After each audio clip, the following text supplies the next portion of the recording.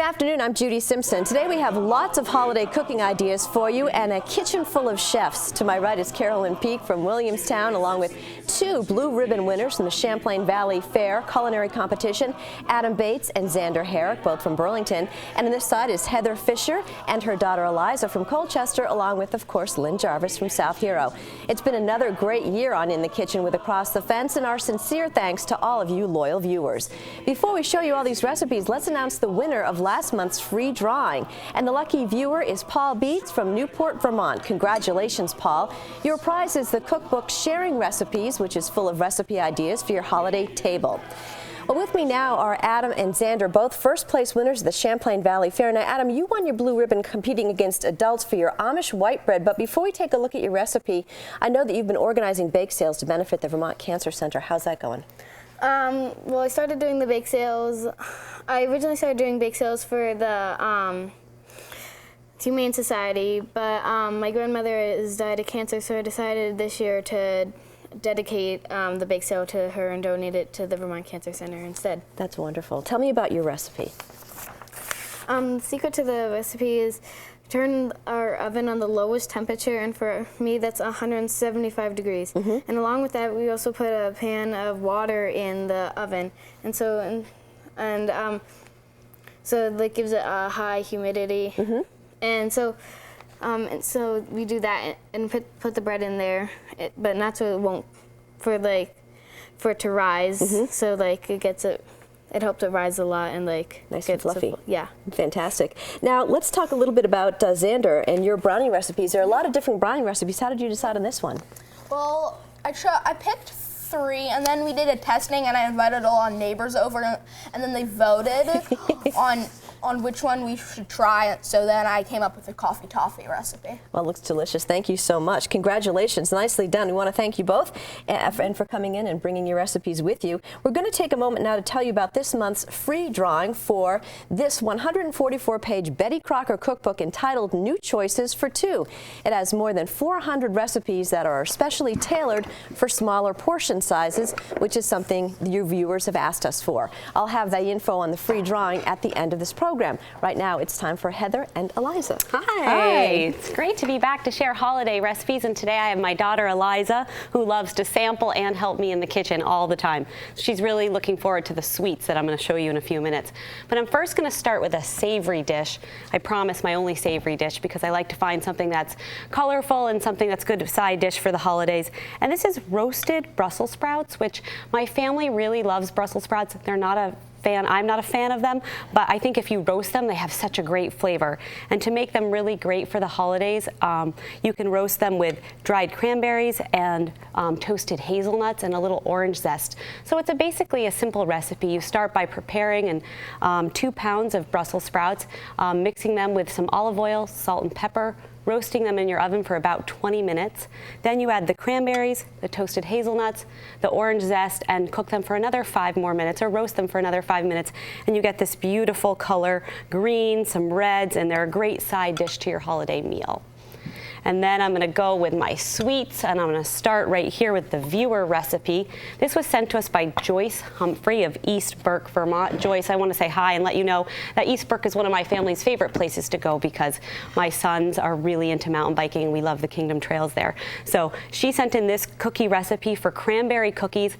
What I love about this recipe is you start with a basic cranberry quick bread and muffin mix, and you spice it up by adding sweetened coconut, cranberries, oats, and you mix that all together, and then you just drop them into teaspoonfuls and you cook them in the oven. Very simple, very easy, and as you can see, they look gorgeous, and you can serve them with some hot cocoa or a little milk like I have here. So thank you, Joyce, for sharing that recipe with us. I'm going to show you now Eliza's favorite recipe. She can't wait to try these gingerbread cupcakes with cinnamon cream cheese frosting.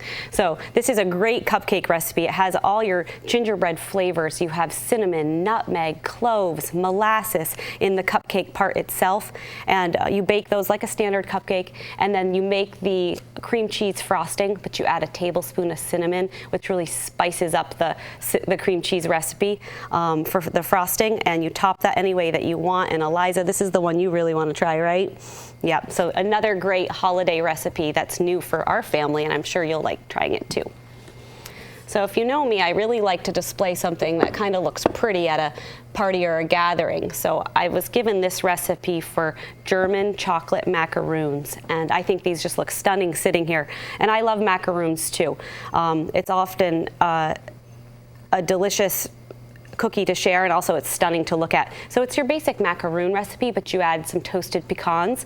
So you have your egg whites, your sweetened coconut, a little bit of flour, and then you add the toasted pecans. You bake those for about 20-23 minutes in your oven, and then top them with the chocolate and a little bit of sweetened condensed glaze, milk glaze. So, and as you can see, they look stunning on this dish, and we are excited to try eating them, and I hope that you also will enjoy some of these recipes.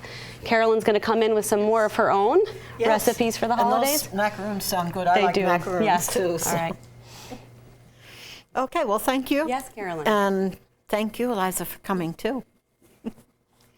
Well, I'm going to start off with a warm spiced citrus punch. And this is just orange juice, water, sugar, some lemon juice, some spices, if I can get this poured here.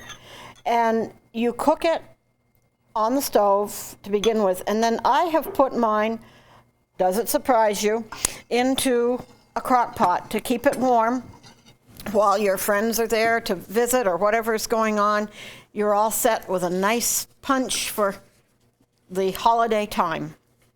Now, for a main course, I have apple turkey pot pie. And this is very simple because it just takes some cream of chicken soup, some cooked turkey. You might have it left over from one of the other holidays, Thanksgiving maybe, or if you have some left for Christmas, you could serve this afterwards. And it's got apples and raisins, and again, some lemon juice, nutmeg, and then a pastry shell for the top, just for topping it with. And I'm going to see if I can get this out. Oh, yes, there we go. And I'm going to turn it over so that you can see the apples and turkey, the raisins, and you can just have this as a really nice warm meal sometime. If you need something quick, that will do it. Next, I have, heading for some desserts. Down here, and I'm going to bring this around so the camera can see it a little better so they don't have to try to follow me. These are mint sandwich cookies, and basically what they are is a sugar cookie with you can see in the middle the chocolate. It's a peppermint patty of some sort, and you just tuck that in there. Once your cookies are cooked, you take them off the pan and put them together, let that peppermint patty melt, and they are good. Next, I have one of my viewer recipes. This comes from Brenda Samble, and she's down in the central Vermont area. And this is her pumpkin bread. And one year she gave us some just when they used to have their restaurant up at the Berlin airport. And it's just a really nice bread, very pumpkin-y. She says a lot of times people like it with raisins in it, so I put raisins in mine because I do like the raisins. Last but not least, I have a cranberry Christmas coffee cake, and this comes from Jerry Higgins of Norwich, Vermont, and she says it's yummy. You make your cake batter, put half of it in, layer a can of cranberry sauce over the top of that, another layer of cake, then you bake it. Now it calls for a bundt pan. I didn't have a small enough bundt pan. Mine are all the great big size. So I cooked it in a square pan. But once it's done, once it's cooled, you take it out of the bundt pan, or you just serve it and put a glaze over it it's got almonds extract in it. So you've got a really nice thing to serve for your friends if they come in for a cup of tea or coffee or something like that, you're all set. And so I thank both Jerry and Brenda for their recipes. And Lynn, you look like you've got a good start on things too. I think we're ready. I think so. Well, Merry Christmas to you and Howard. Yes, and you too. Well, I want to thank both Carolyn and Howard. They are always with us every time we do a show here in the kitchen. And I just happened to be one of the judges at the Champlain Valley Fair for both Adam and Xander's recipes. They had tough competitions, and I want to add my congratulations to both of them. Also, a shout out to loyal viewers, Sally Chartrand from Barrie, she's 83 years young, and Violet Hobart, 85 years young from Underhill, who both still love to cook, and they're an inspiration. A quick program note, next, in 2 weeks, Thursday and Friday, December 17 and 18, join Sharon Meyer and me for an adventure in Spain. I think you'll enjoy traveling along with us. Now I'm going to prepare a meal that I would enjoy sitting down to any time during the holiday season, and I hope you see 2 or 3 that you would like to try. Now here's my first one. It's my main course. It's made in the slow cooker, and you know how much time that saves. It's my spiced cranberry pork, and here you can see it. It's flavored with cranberries in here, and the cloves and the mustard, all creating a delicious flavor. Cook on low for about 6 to 8 hours, and it's ready to serve for the evening meal. And it's very delicious, and I hope you'll give it a try. Wonderful to cut down on time over the holidays using that slow cooker. Now here's a side dish that goes very well with that. It's called scallop corn casserole. 25 minutes to prepare and about 50 minutes in the oven. The corn, fresh or frozen, is flavored with evaporated milk, eggs, and breadcrumbs. And on the top, there's an unusual topping made with Rice Krispies and melted butter, giving it that nice golden look. Delicious for any meal, any side dish for any meal. Now here's something that I really like. I have a great weakness for eggnog, and thank goodness you can buy the low-fat variety, and that's what I use for this recipe. Here it is. It's a cranberry eggnog salad. Now the bottom recipe is made with eggnog and crushed pineapple, and that's held together with unflavored gelatin. The top layer is made with raspberry jello and whole cranberry sauce. And wonderful flavor combination, and more good news, there's just 180 calories per serving. Let's move on to desserts now, and this is from a viewer, and it's a real difference from the traditional apple pie. It really ramps it up. This recipe is from Elizabeth Kimball down in Hanover, New Hampshire, and it's her sour cream apple pie.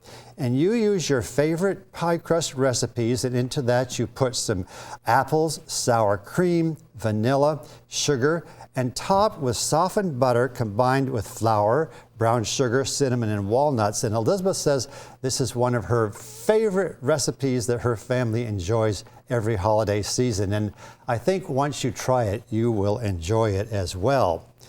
And over here is my last recipe, and you're going to get oohs and ahs when you serve it at any holiday get-together.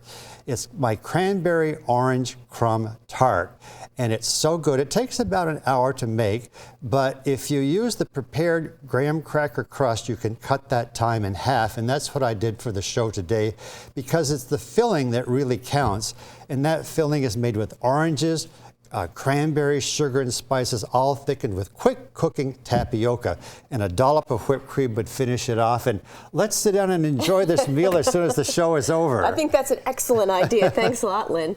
As always, we have a couple of different ways you can get the recipes from today's show, along with a few extras. To get them online from the Across the Fence website, go to uvm.edu/extension and click on the link to Across the Fence, and you'll find the recipes on the left-hand side of the page. To get the recipes by mail, send $2 and a stamped self-addressed business-size envelope to Holiday Recipes, Box 188, South Hero, Vermont 05486. And please remember, if you are ordering by mail, to include $2 and the stamped self-addressed envelope. That address again is Holiday Recipes, Box 188 in South Hero.